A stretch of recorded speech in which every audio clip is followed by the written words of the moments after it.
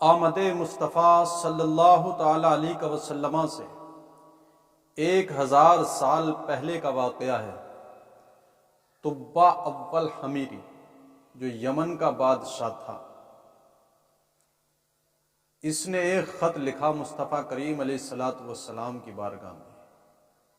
کس طرح سے اس نے خط لکھا اور کیوں یہ خط لکھنے پر مجبور ہوا، آج اس واقعے کی مختصر جھلک آپ کے سامنے رکھنے کی کوشش کروں گا۔ رب قدیر ہم تمام کو اس کو سن کر عظمت مصطفیٰ کا دل کی عطا گہرائیوں کے ساتھ اعتراف کرنے کی سعادت نصیب فرمائے۔ طبع اول حمیری جو شاہ یمن تھا، یمن کا بادشاہ تھا، ایک مرتبہ یہ اپنی سلطنت کے دورے کے لیے باہر نکلتا ہے۔ جب ساتھ اپنی لاہ و لشکر کے نکلا تو 12,000 علماء اور حکام، 12,000 عالم اور حکیم اس کے ساتھ میں تھے۔ 1,32,000 سوار تھے، 1,13,000 پیدل چلنے والے لوگ اس کے ساتھ تھے۔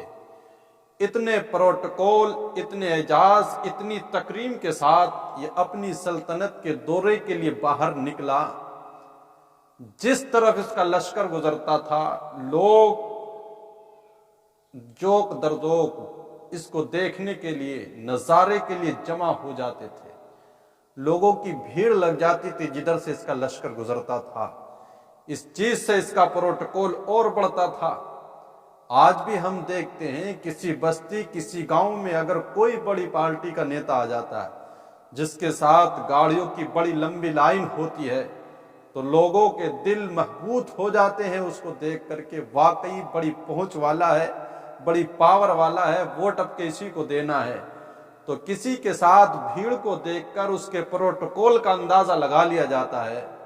تو شاہ یمن طبع اول حمیری بھی اپنی سلطنت کے لیے دورے کے لیے نکلا ہوا تھا۔ اب یہ جب دورہ کرتے کرتے مکہ المکرمہ کے قریب پہنچا تو مکہ معظمہ سے کوئی بھی فرد اس کو دیکھنے کے لیے باہر نہیں آیا۔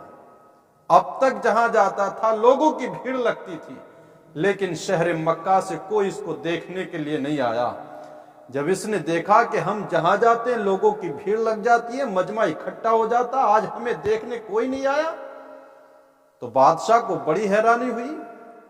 اور اس حیرانی پر اس نے اپنے وزیر اعظم، اپنے وزیر خاص سے اس کی وجہ پوچھی۔ تو اس کے وزیر خاص نے، وزیر اعظم نے اس کو بتایا بادشاہ طبع اول حمیری کو کہ اس شہر کے اندر ایک گھر ہے جس کو بیت اللہ کہا جاتا ہے، اور اس گھر کی اور اس کے خداموں کی، یہاں کے باشندے جو تمام لوگ بے حد تعظیم کرتے ہیں، اور ہر سال اس گھر کی زیارت کے لیے دور و نزدیک سے تمہارے لشکر سے کہیں زیادہ لوگ آتے ہیں۔ تو جن لوگوں نے اتنا مجمع، اتنی بھیڑ ہمیشہ اپنے گھر میں دیکھی ہو، تو پھر یہ لاہ و لشکر آپ کا ان کے خیال میں کیوں کرا سکتا ہے؟ اس لیے کوئی آپ کو دیکھنے کے لیے نہیں آیا۔ بادشاہ طبع اول حمیری نے جب یہ بات سنی وزیر کی تو اس کو بہت غصہ آیا، اور اس نے ارادہ کر لیا کہ میں اس گھر کو ڈھا دوں گا،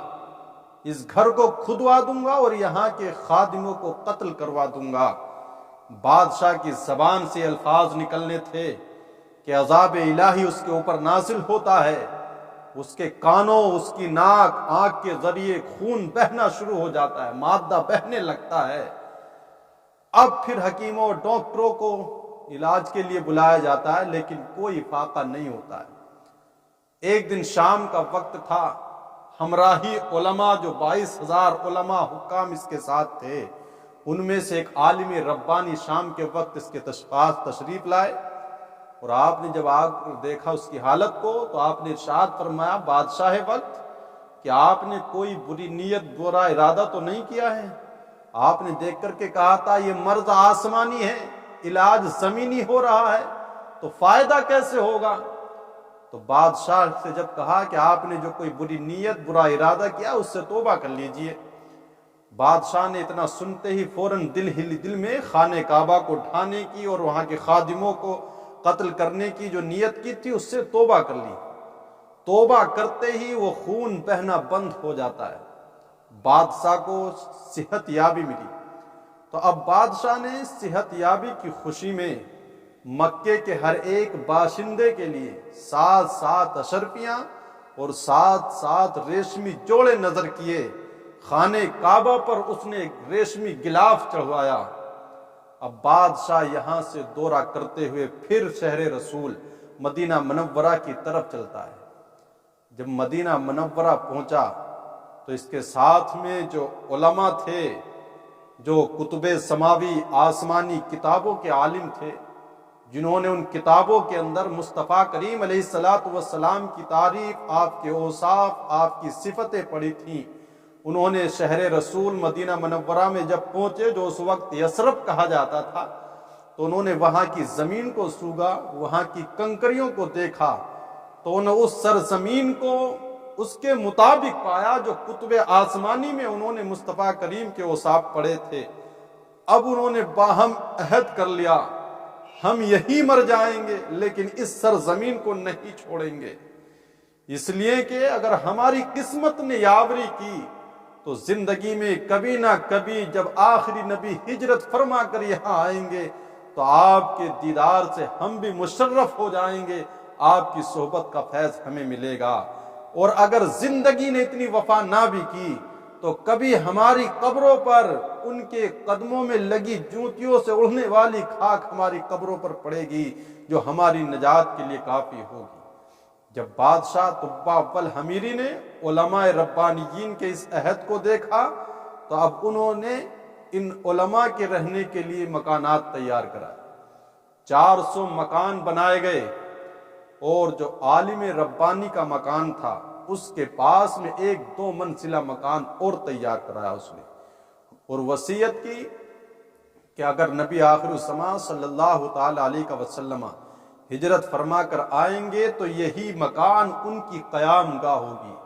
اور عالم ربانی کو انہوں نے تبع اول حمیری نے ایک خط لکھ کر کے دیا کہ میرا یہ خط بحفاظت اگر تمہاری زندگی میں نبی آخر الزماں سے ملاقات ہو تو پہنچا دینا، اور نہ ہو تو پھر اپنی اولاد کو وصیت کر دے دینا کہ نسلم بعد نسل حفاظت کر کے یہ خط میرا نبی آخر الزماں تک پہنچ جانا چاہیے۔ اتنا کہنے کے بعد تبع اول حمیری بادشاہ یمن وہاں سے آگے چلا جاتا ہے۔ اب وہ لمحے قریب آ رہے تھے، اب ہم سنیں کہ کس طرح سے یہ خط تبع اول حمیری کا جو آمد مصطفیٰ سے 1000 سال پہلے لکھا گیا تھا کس طرح سے حضور تک پہنچا اور اس خط کے اندر کیا لکھا ہوا تھا۔ ایک دن وہ آیا کہ مصطفیٰ کریم علیہ السلام کی ولادت باسعادت ہوئی، اور 1000 سال کے بعد پیارے آقا صلی اللہ تعالی علیہ وسلم ہجرت فرما کر جب مدینہ منورہ تشریف لا رہے ہیں، اور مدینے کی الوداعی گھاٹی سنیت الوداع کی گھاٹیوں سے طلع البدر علینا کی صدائیں گونجنے لگی، ہر ایک مدینے والا خوش تھا، کوئی سڑکوں کو صاف کر رہا تھا، کوئی اپنے گھروں کو سجا رہا تھا، لوگ بازاروں کو سجا رہے تھے مصطفیٰ کی آمد پر، اور کہاں پر وہ مدینے کی جوان دوشیزہ بچیاں تھی دف بجاتی تھیں، رسول پاک کی جانب اشارے کر کے گاتی تھیں کہ ہم ہیں بچیاں نجار کے عالی گھرانے کی، خوشی ہے آمنہ کے لال کے تشریف لانے کی۔ ہر ایک مدینے والا خوش تھا حضور کی آمد پر، پیارے آقا صلی اللہ تعالی علیہ وسلم تشریف لائے، ہر ایک اس بات پر اصرار کر رہا تھا کہ حضور میرے یہاں تشریف لائیں، اور تبع اول حمیری نے مکان حضور کے لیے بنایا تھا، ان عالم ربانی کی نسل میں نسلم بعد نسل اس کا خط محفوظ رہ کر کے حضرت ابو ایوب انصاری تک پہنچ جاتا ہے، لیکن حضور نے ارشاد فرمایا تم اصرار مت کرو، میری اس اونٹنی کی نکیل چھوڑ دو،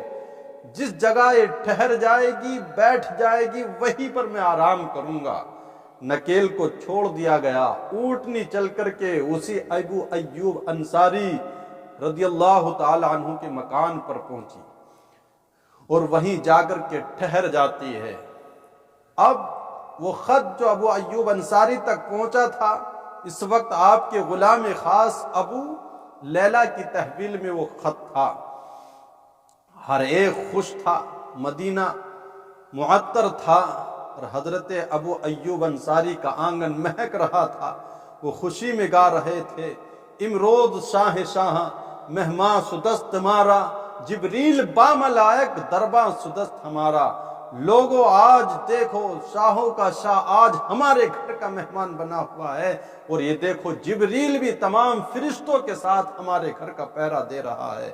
پیغمبر اسلام علیہ الصلوۃ والتسلیم تشریف لائے تو لوگوں نے ابو لیلہ سے کہا، شاہ یمن طبا کا جو خط تمہارے پاس ہے اس کو لے جا کر حضور کی بارگاہ میں پیش کرو۔ اب خط کے اندر کیا لکھا ہوا تھا؟ اس میں لکھا تھا، کم ترین مخلوق طبا اول حمیری،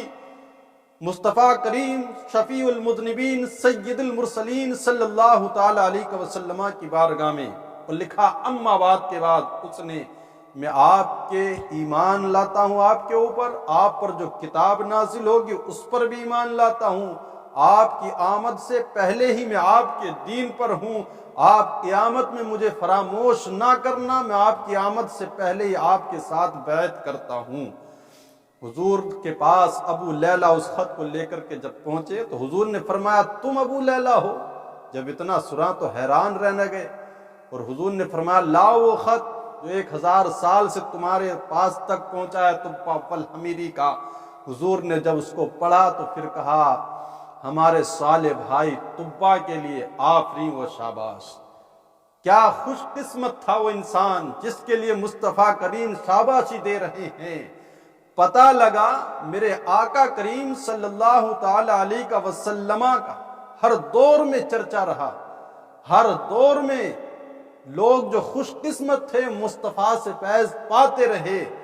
اور اگلے پچھلے سب مصطفیٰ کی آمد کی خوشی مناتے رہے ہیں۔ اگر پیارے آقا علیہ الصلوۃ والسلام کی ولادت باسعادت پر پھر ایک عاشق رسول خوش ہو کر اپنے گھروں کو سجائے، آپ کی آمد کے ترانے گنگنائے، تو یہ شرک و بدعت نہیں ہو سکتا، بلکہ اس کو بدعت کہنے والا خود بدعتی ہے۔ ہم تو یہی کہتے ہیں، وہ جو نہ تھے تو کچھ نہ تھا، وہ جو نہ ہو تو کچھ نہ ہو، ارے جان ہے وہ جہان کی، جان ہے تو جہان ہے۔ محمد نہ ہوتے تو اے بندہ پرور، خدا خود ہی ہوتا، خدا ہی نہ ہوتا۔